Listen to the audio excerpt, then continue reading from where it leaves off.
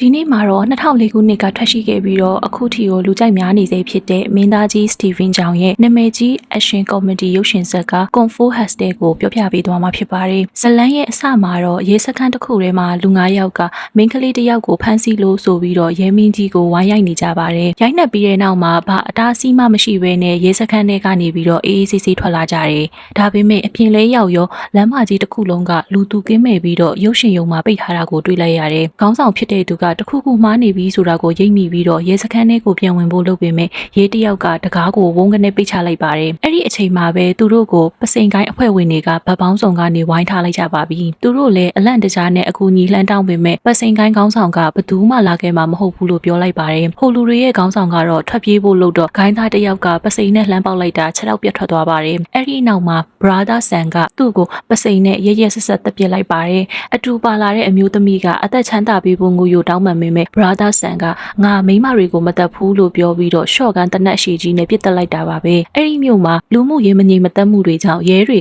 ကဂိုင်းတွေကိုမနှိမ်နှင်းနိုင်ပဲဖြစ်နေပြီးတော့ပစိန်ဂိုင်းကတော့မြို့မှာအကြောက်ရဆုံးနဲ့အလွှမ်းမိုးဆုံးဂိုင်းဖြစ်နေတာပါတစ်ဖက်မှာတော့ဝက်ချံကွင်းလို့ခေါ်တဲ့စင်းရဲသားတွေနေတဲ့အိမ်ယာဝန်းလေးတစ်ခုရှိပါတယ်အဲ့ဒီအိမ်ယာကိုအသက်လက်ပိုင်းလေးမယားနှစ်ယောက်ကပိုင်ပြီးတော့အိမ်ငါးတွေစီကနေအိမ်လားကနေမကဘူးအစားအသောက်တွေကိုပါနီးမျိုးစုံနဲ့ကောင်းပုံဖြတ်တတ်ကြပါတယ်အိမ်ရှင်လင်ကြီးကလည်းအိမ်ယာတွေကမိန်းမတွေကိုလိုက်ငံပြီးတော့ဖွန်ကြောင်တတ်ပါသေးတယ်တရက်တော့အိမ်ငါတယောက်ရေချိုးနေတော့ရေလိုင်းကဘုံကနေပြတ်သွားပါတယ်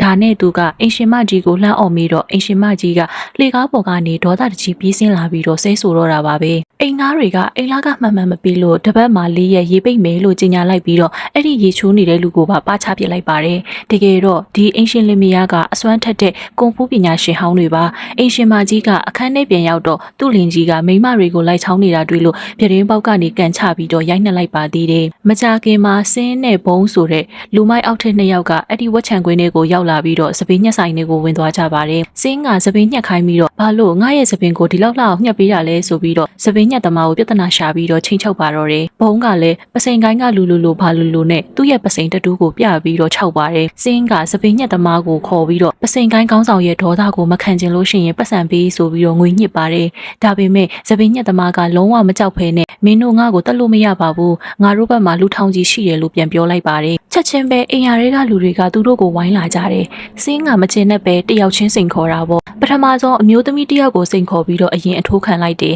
ဒါပေမဲ့အဲ့ဒီအမျိုးသမီးရဲ့လက်သီးကသူထင်ထားတာထပ်ပြင်းလွန်းလို့နောက်တစ်ယောက်ပြောင်းပြီးတော့အဖိုးကြီးတယောက်ကိုစိန်ခေါ်လိုက်တယ်အဲ့ဒီအဖိုးကြီးကအင်ကြီးချိုလိုက်တော့ဗလာကြီးနဲ့ဖြစ်နေပြန်ရောနောက်ဆုံးခလေးလေးတယောက်ကိုပြောင်းစိန်ခေါ်ပြန်တော့လေအဲ့ဒီခလေးလေးကကြွက်သားတွေအဖူးဖူးနဲ့ဖြစ်နေတယ်အဲ့ဒီအချိန်မှာစပင်းညက်သမားကသွားခေါ်လိုက်လို့အိမ်ရှင်မကြီးကရောက်လာပြီးတော့စင်းကိုဖက်နှက်နဲ့ဝိုင်းထူတော့တာပါပဲစင်းကငါကပစင်ကိုင်းကားကွာငါလူတွေကိုခေါ်လိုက်မယ်ဆိုပြီးတော့မီရှူမီပန်းဖြောက်အိုးကိုအိမ်ရအပြင်ဘက်ကိုလှမ်းပစ်လိုက်ပါတယ်အဲ့ဒီဖြောက်အိုးကအပြင်ဘက်မှာရှိနေတဲ့ပစင်ကိုင်းဒုခေါင်းဆောင်ရဲ့ခေါင်းမော်ကိုသွားကြပြီးတော့ပစင်ကိုင်းသားတွေအိမ်ရတွေကိုဝင်လာကြပါတယ်စင်းကချက်ချင်းပဲအိမ်ရှင်မကြီးလက်ချက်ပါဆိုပြီးတော့လွှဲချပေမဲ့အိမ်ရှင်မကြီးကကြောက်ပြီးတော့ဆောင်းချုံပုံးနေလိုက်ပါတယ်ဒုခေါင်းဆောင်ကစပင်းညက်သမားကိုလုံနေတော့မှပဲမမြင်ရတဲ့အားတစ်ခုကသူ့ကိုရိုက်ချလိုက်တာအမိုက်ပုံးထဲကိုလွင့်ဆွင်သွားပါတယ်အဖွဲ့ဝင်တွေကပြေးထူပြီးတော့ဒုခေါင်းဆောင်ကလူအင်အားအမြန်ဆုံးထပ်ခေါ်လို့အမိန့်ပေးလိုက်ပါတယ်မကြခင်မှာပစိန်ကိုင်းအင်အားအပြည့်နဲ့ရောက်လာပြီးတော့ဝက်ချံကွင်းတစ်ခုလုံးကိုဝိုင်းထားပါတယ်အိမ်ငါးတွေကိုတော့တစားကန်လုပ်လိုက်ကြတာပေါ့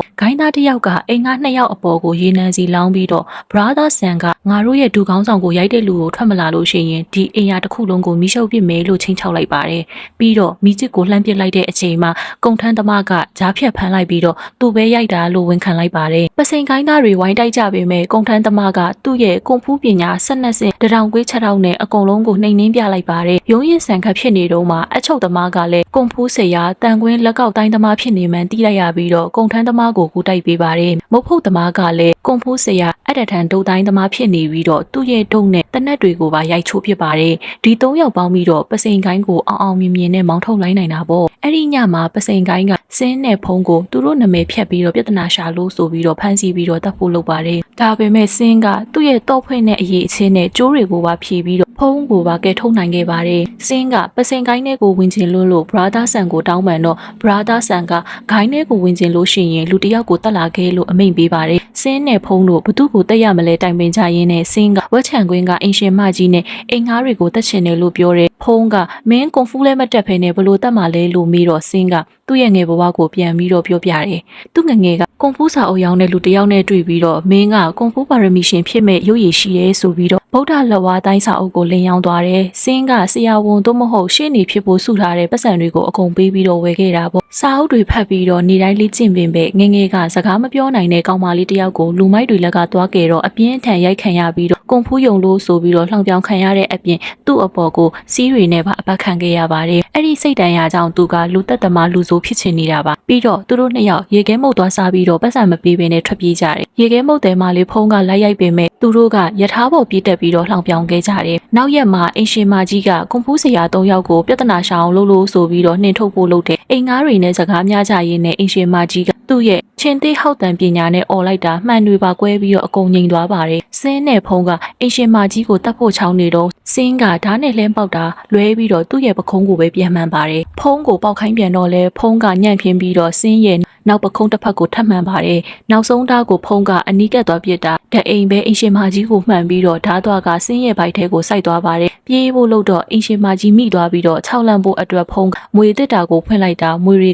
ကစင်းပေါ်ကိုပဲကျလာပြီးတော့စင်းရဲ့နှကန်းကိုလိုက်ကြိုက်ကြပါတယ်။အင်ရှင်မကြီးကစင်းကိုအဝေးပြေးလမ်းမပေါ်အထိလိုက်လံဖမ်းဆီးပေမဲ့စင်းကလွတ်အောင်ပြေးနိုင်ခဲ့ပါတယ်။နောက်တနေ့မနက်မှာတော့ဖုံးကစင်းကိုတွေ့တော့ဒဏ်ရာတွေအကုန်ပြောင်းနေတာသတိထားမိပြီးတော့စင်းရဲ့အနာကျက်မြန်တဲ့ပါရမီကိုချီးကျူးပါတယ်။အဲ့ဒီအချိန်မှာအိတ်အကြီးကြီးသေးလာတဲ့မျက်မမြင်နှစ်ယောက်ကိုတွေ့ပြီးတော့သွားလောင်ကြတယ်။တကယ်တော့အဲ့ဒီလူတွေကပစိန်ကိုင်းကငှားလိုက်တဲ့ထိတ်တန်းလူသက်သမားစောင်းတီးကွန်ဖူးပညာရှင်တွေပါ။အဲ့ဒီညမှာဝက်ချံကွင်းကိုလာပြီးကုံထမ်းသမားကိုအလေးအငိုက်တက်ပစ်လိုက်တယ်။အချုပ်သမားနဲ့ဆက်တိုက်ကြပေမဲ့အချုပ်သမားကအသာစီးရနေတော့မှစောင်းတီးပြီးတော့အတန်လိုင်းနဲ့လက်နက်တွေကိုပြစ်လွတ်လိုက်တဲ့ပညာကြောင့်အချုပ်သမားနဲ့မုတ်ဖုတ်သမားတို့ထံရအပြင်းထန်ရကုန်ကြတယ်။နောက်ဆုံးအသက်အန္တရာယ်နီးနေတဲ့အချိန်မှာအင်ရှင်မကြီးအော်တဲ့အတန်နဲ့ကြားဖြတ်ကယ်လိုက်ပြီးတော့အင်ရှင်ကြီးကပေါ်လာကအဲ့ဒီမျက်မမြင်တွေကိုခြေဟန်လက်ဟန်နဲ့ဝိုင်းရိုက်တော့တာပါပဲ။မျက်မမြင်တွေကသူတို့ရဲ့စောင်းတန်နဲ့အပြင်းအထန်ဆုံးတိုက်ခိုက်ပေမဲ့အင်ရှင်မကြီးကသူ့ရဲ့အတန်အပြည့်နဲ့အော်ချလိုက်တာအဝေစားတွေပါပြဲထပ်ပြီးတော့လွင့်စင်ကုန်လို့အသက်ချမ်းသာပေးဖို့တောင်းပန်ပြီးတော့ထွက်ပြေးသွားကြပါတယ်။ကုံထမ်းသမားနဲ့အချုပ်သမားကတော့တည်ဆုံသွားပါတယ်။မုတ်ဖို့သမားကလည်းသူတို့ရဲ့စွမ်းအားကိုချီးကျူးပြီးတော့တည်ဆုံသွားခဲ့ပါတယ်။အင်ရှင်လင်မယားဟာသူတို့ရဲ့သားဟာ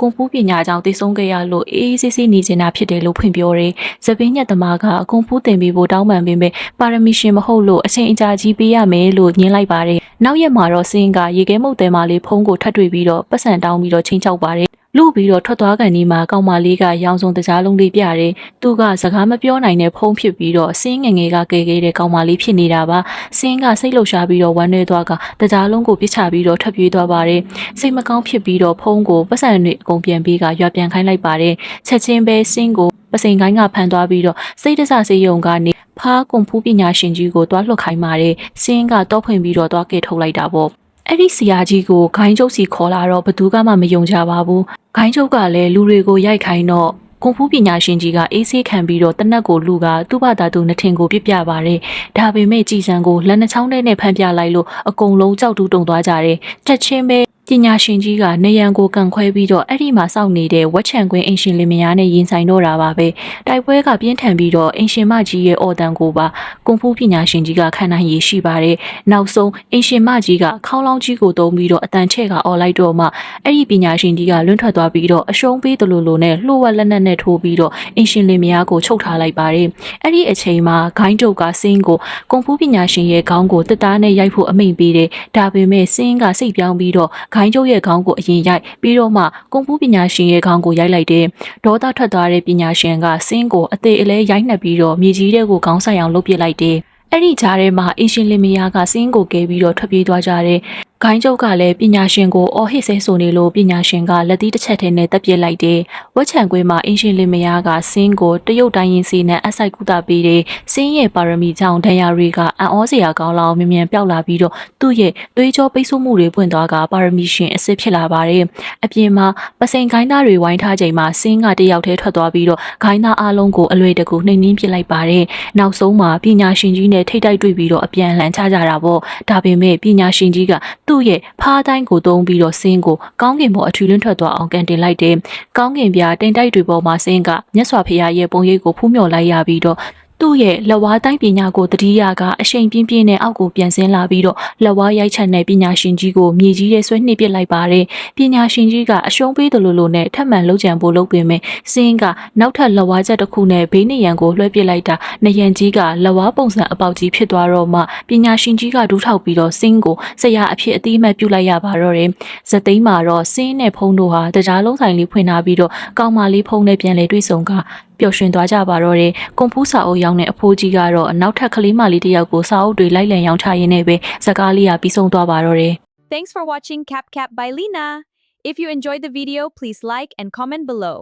And don't forget to subscribe and hit the bell icon for more updates.